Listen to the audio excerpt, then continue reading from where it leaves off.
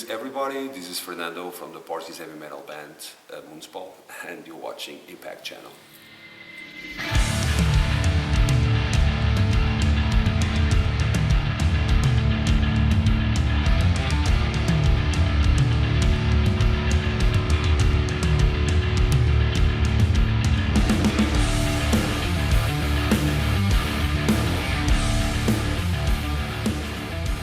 Greetings everyone, our guest today is Fernando from Moonspell. Hello, good to see you again. Good to see you, Tibor. How is the tour with Tranquility? Oh, it's very tranquil, it's very dark. It's great, I mean, they are really going through a big prime with End Time Signals, a great album. We've toured together already a couple of times. It fits, so I'm glad that they have us, because it's an opportunity, you know, to come out a little bit out of Portugal. We haven't been touring that much lately. We've been busy doing other kinds of stuff. So I think it's the 6th show today in Eindhoven, and most of it is sold out. So great vibes, yeah. Nice. Who have been your favorite tour partners so far? Well, I mean, of course, that so far so good. We had never had this bad experience with anyone. I think we could get along with everyone. But I really like to tour with Rotten Christ. You know, they kind of are brothers to us, and we understand each other very well. And we've been through a lot together. I loved touring with Typo Negative back in the day. Was it the Wolfheart tour? No, it was Irreligious, and then Antidote in the States. I love to tour with Cradle of Filth too. It's been a couple of tours we did together, you know, Amorphis. So yeah, in between all these bands, we always had great touring mates. Yeah. You had a special concert in Lisbon not so long ago. Could you please tell us about that? It was quite special. It was our first time headlining an arena in Lisbon. 8,000 people showed up. It was really amazing. And it was our first orchestra show, so we were playing Moonspell songs, many of them also focusing in our 1755 album, the album about the earthquake, great earthquake of Lisbon in the 18th century. And I mean, it was just phenomenal, you know, because all the mise-en-scène, all the preparation, all the people, it was something really overwhelming. You know, something we never thought we'll do with Moonspell, to have especially an orchestra playing our songs for real, because we always had a symphonic side into Moonspell, let's call it this way, and to have that on stage, it was really like overwhelming. I think I take time to process, because this was in the 26th of October. And it was a 1 year preparation, and then immediately we jumped on the plane and on the tour bus and went to the clubs, which is more more familiar to us. It's more our thing. It's more the band we are. But I think it was really a great moment. Now we're preparing the DVD, etc. So I think I will now get to see what really happened and make up my mind. But I felt very good about it. Yeah. Is it going to be released on CD too? Yes, definitely. I mean, we lost a lot of chances in the past of memorable gigs. We didn't have the investment, we didn't have you know, the technology too. So Moonspell records a lot of gigs, you know, from small to big. But this one, we wanted to make a live album. It's our live album in Lisbon, our capital city in Portugal. That means a lot, because there's not a lot of live albums recorded there from metal bands or international bands. So yeah, it's going to be available on all the formats, like live album, which is my favorite, of course, double album, because there will be like 90 minutes of music, a little bit more, DVD, Blu-ray for whoever still buys that, and then it will be available on some streaming platforms like Thunderflix and like that. So everything is recorded there. Now we are in the process of listening to it, and you know, just making it happen. It's being prepared in Portugal. Yeah. Nice. You have worked and performed with different artists. Do you have anybody on the bucket list to work with? Well, I never really think about it. I just let things happen. I mean, sometimes it's not even like having someone in my mind. It can be many people. I would love to work with some singers, of course, with orchestras, with some composers. But normally they are not really like, I don't see them as a ticket to get somewhere. For instance, I would love to have a new song with a soprano. Not the sopranos from the symphonic metal, but the true opera soprano that could, you know, rip through our music. I have a song in my mind that I would like to have this little aria, little solo, let's call it this way. Then I love this Turkish composer Markan Dede, or Dade, I don't know, that I love his sound. Of course he has the ethnic part, he also has the electronic part. I love the singer of Blind Guardian. That will be cool to have him in a song, like the contrast with my voice. There's a lot of people I would like to work with. Not all of them are available to work with us for time issues or even money issues, but money issues, and I really like to collaborate. But normally first we do the song, or we do the experiment, and then we think about the artist, and we've collaborated with Annika, with Portuguese singers, you know, special guests. But sometimes I think it's just a feature, you know, like name dropping, and I wouldn't like to go like this. I would love to collaborate with Michael Gira from Swans, you know, a lot of people from the metal, rock, indie scene, but first we have to have the material, set up, and then think about what the guests can bring into the music. What's new with the new album? Your latest one was released 3.5 years ago, I think. Yeah, I mean, it was a complicated album because it got swollen by the pandemics. You know, it had beautiful reviews. He sold quite a lot because people are at home, so they found that was the way of supporting the band. We were met with mixed feelings, which is not new for Moonspell. I have mixed feelings about our albums too. But this album was, you know, it was thought before the pandemic, but then it was really affected by the zeitgeist of the pandemics. And everybody thought it was a pandemic album, and that wasn't good for the album. It wasn't good that we haven't almost toured anything about that album. So it's a kind of in the back of our minds. I'm always discussing this with Pedro, my colleague, and he says, well, it's an album that will grow on people. Yeah, so the next album, it's not going to be out before 2026 because we feel that we need more time, we need more inspiration. We can obviously live for a couple of years on our legacy. Wolfart is going to be 30 years next year. Irreligious is going to be 30 years in 2026, so we can make celebrations around it. But let's say the big issue here, it's the pertinence of the album, of making new music that is not made to you know, fulfill a cycle of an album, 2 years of touring, another album. I think that kind of kills the creativity, at least for Moonspell. And also we have to answer with music to the why of making a new album, you know, because we have so many albums, so many musical avenues we've pursued that it's for us hard to pick which Moonspell is coming next. So, but I want an album that doesn't need to grow on people. I want an album that speaks volumes to the fans, and that they probably will say, well, that's it. So I think it's a very important album. That's why we are, you know, stalling it so much. Which one do you consider to be the most underrated Moonspell album?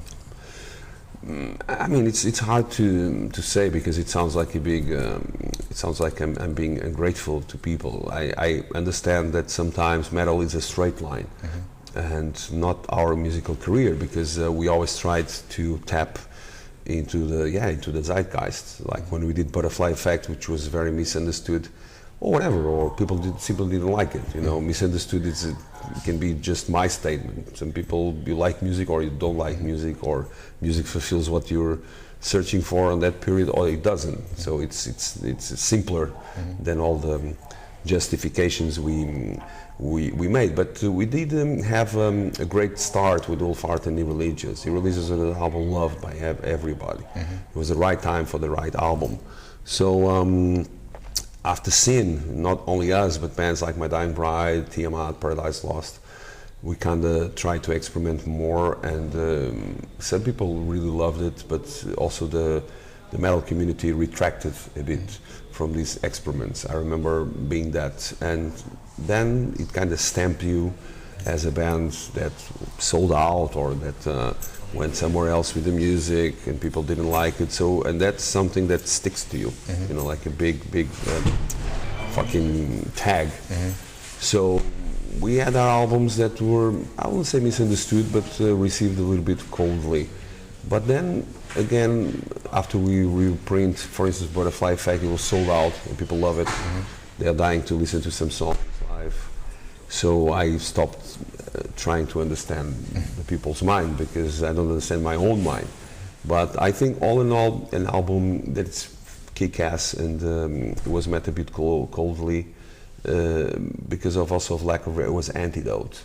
I think that's a beautiful album of Moonspell, and people were like, and then Antidote was 20 years, I think, in 2023, and we did a reprint and started to play some new some songs of Antidote live, and people fucking went crazy about it. So it's not a question, even though with all the information I have, it's very hard to answer, because people are always changing their minds about everything, let alone music. Yeah, right. It's interesting because around the millennium, many of the gothic metal bands had more or less the same approach or similar approach. Most of them turned into kind of electronic or more popular, let's say. Theatre of Tragedy, Moonspell, Paradise Lost. What was your inspiration to turn into more experimental? It was a bit of a reaction of that we have exhausted a little bit our metal roots and black metal roots. And also the bands that influenced us in the beginning, they changed a lot too. Bathory, they went from, you know, straightforward Scandinavian like precursors of black metal to do Twilight of the Gods, or Quarton doing his solo album, which is a rock and roll album. So, and check. Also Celtic Frost, I think or Celtic Frost, they're a big example. You know, they had electronics before anyone else on Into the Pandemonium. So it wasn't a strange place for me to experiment in a way, and we always had these embryonic experiments, subversion in irreligious, some stuff even from under the Moonspell. So I don't know if it was out of boredom, because it's a big like tedium is a big motivator. I don't know if it was out of questioning yourself, which is something that artists should do in a way, or maybe a reaction to what metal was becoming, because on the parallel of that more experimental movement, let's call it this way, there was, you know, the true metal, the power metal come back, the cliche metal come back, the black metal golden years as well, where they kind of separated was pure metal, what wasn't that pure metal. And I think, you know, it was probably troublesome for people. I think those were great times, because you could listen to bands expanding. And for me, that was the message of the 90s, fusion, not straightforwardness. When you listen to bands like Tiamat, they were groundbreaking. Nowadays, everybody, and of course, with the reason, they worship like Opeth, which makes death metal and progressive, but we know very well that Tiamat was the first band to do that, with a very big Pink Floyd influence on Wild Honey, especially. So I think the thing was there for those who wanted to grab at it, and we did. And I think there's amazing music done on that period of time. And obviously there was many people pissed off about the electronics, etc., because they thought it wasn't a component of metal, and maybe they are right, you know. But those bands were not calculating. The other bands were calculating, I think. Not Paradise Lost and Moonspell, My Dying Bride. We were just making music and trying to expand our horizons, maybe in a faulty way, but in a way that was honest to ourselves. The last time we did an interview was in 2018, and we already had some kind of hectic years behind us, the massive immigration, the Brexit and all that stuff. And since then we had pandemics, the war in Ukraine, now we have this conflict in Israel. Is it safe to say that the future is dark? Well, I think the present is dark and hopeless. I think people started to be fragmented about everything, and I think now there's a big polarization, and it seems like we can't get out of situations. So we are underestimating ourselves. I think there's solutions for everything, but there's a couple of people in power, not the majority of people. I've been in all these countries that you mentioned. I've been in Muslim countries, I've been in Israel, I've been in Ukraine, I've been in Russia, and my take is that the common people, they just want, their lives in a place. They don't want war, they don't want conflict, and I think that the politicians and the political side of society was definitely responsible for the situations that were created now, because we lived a period of peace when the compass was set to peace. I think there's a lot of issues, and I think even musicians tend to temper a lot with politics.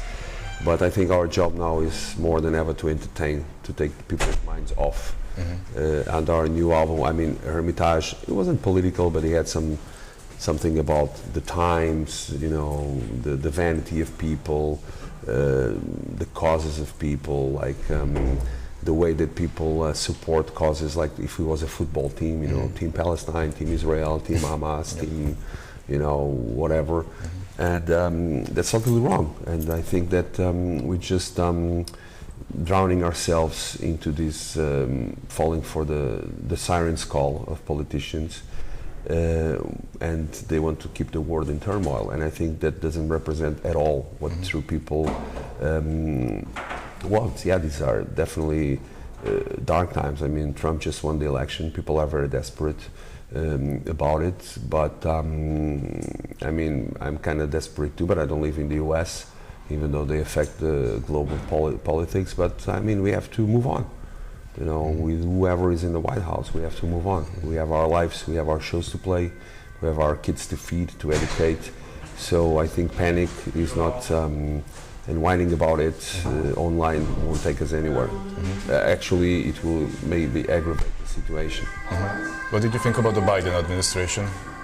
Well, I've been in the States. It's not my favorite country to play. I think they have serious issues, and I think that they should clean their house first before tampering with all with everyone else in the world. It's a country that is very militarist, very aggressive. It's the only country I had problems with violence. I was confronted by a gang in Queens, but I talked my way out. It was in the last tour we did with Elaine, and for me, I will never set foot in the US as an artist again, because with all the respect, we have some fans there, we love our fans everywhere, but it's not worth the risk. So I've been there first time in '99 with Bill Clinton, and keep coming back every year until the Biden administration, which had a huge problem with the fentanyl epidemics, and they couldn't control that, and that is essential. I never saw so much miserable people, so many people like zombies, like entire tent cities. I saw that in Portugal in the 80s when I was growing up. There was a big heroin problem because I come from not a tough neighborhood. I'm not a ghetto guy, but it was the suburbs of Lisbon, so it was hard. It was really hard there. So yeah, so I could see 20 years after, on a different context, that society was very imbalanced. So I think that they lost a good chance, because probably they have ideas I identify most with, but I think they haven't practiced what they preach, and they just went full on, to forget about their country. That's what people probably, that for Trump, I say, are motivated because they feel they were forsaken, So, and it's a big motivator to elect someone else. So they haven't took the chance to change as much as they wanted from the Trump more strict, like American-oriented administration. And I don't have great memories of Biden. No, I think he was really like nobody. And I don't support Trump, but he had, a country in his hands, and he hasn't done anything with it. What are your plans after the tour? Well, spend some time at home. I wanted a quiet year for Moonspell because we toured so much, and we wanted some time, like I said, to think about the new album. So I came up with a theater tour in Portugal that we're gonna release. It's like Moonspell acoustic, but it's more than that. So and we got a lot of butterfly effect songs like Disappear Here, some synth songs. It's a very nice, just for the real fans of Moonspell that would embark in another crazy musical experience with us. So we did that for the beginning of the year. Then we had the festivals and the shows. Then we had the big orchestra show, and then we came on tour with Dark Tranquillity. So December will be like a month in the short term that we won't do nothing. So. Next year, either we go on tour again, I don't know if with Dark Tranquillity or overseas. There's plans to go to Australia, South America, or maybe Europe, which is my favorite territory to play anyway. But let's see, because we have fans around the world waiting for us. And some summer festival. I think the next year will be more dedicated to write the new album. Finally, man up and write the new Moonspell album, and also to put the pieces together for the orchestra live album and the acoustic live album, and then we will see. Moonspell, we never thought. I have plans until 2:30, and then I don't have plans anymore. So that's as far as I can think the band, and I'll be 56. So maybe, yeah. Do you have any last words to your fans? Well, I thank you very much for the interview. I hope they stay supporting us. We are not this kind of band that it's, so regular. Like every time in social networking, every time making an album, every time in their faces. But they know us. It's not like we are moody, but we just take our time, and we just want to make things our way as much as we can. So I thank you for the support, and see you on the road. Thank you for the interview. Thank you.